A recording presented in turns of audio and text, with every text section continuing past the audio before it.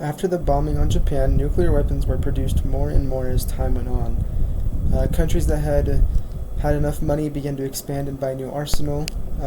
This arsenal was not only for regular bombs, but mainly for nuclear weapons. The rising conflict between the United States and the Soviet Union, which also was the Cold War, affected why these countries were building and getting these nuclear weapons. The two main powerhouses in the world at the times were the US and the Soviet Union, as they were constantly fighting to build more and more nuclear weapons. Many people feared that the war between the US and the Soviet Union would turn into an all-out nuclear warfare. In 1949, the Soviet Union showed power by exploding one of their own atomic bombs. This then added more conflict as the Cold War began. This started the arms race. Each of these countries began to build more and more bombs as time went on.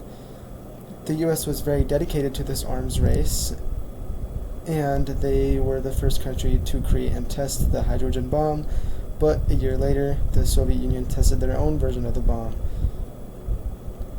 Albert Einstein was famous for helping create these bombs. He soon realized that the bombs could be the destruction of the US, so he decided to make himself a peacemaker. Einstein talked about how he wanted the war was won, how World War II was won for the country, but the peace was not won. He said this because of fear rising as the arms race rose. In the late 1940s and early 1950s, Einstein was very political. He was always speaking about peace and national cooperation to eliminate all the nuclear weapons.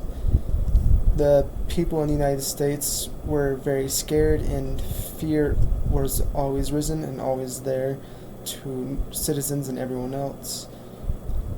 The US's government's choice to create a hydrogen bomb plunged the country into a never-ending arms race with the Soviet Union. Because of the nuclear arms race, many Americans believed that a warfare would break out at any time. As a result, the government advised people to prepare for such a tragic event. The people were preparing by building their own bomb shelters. These shelters were built as an emergency. People could go into these shelters to get away from the destruction of the bombs.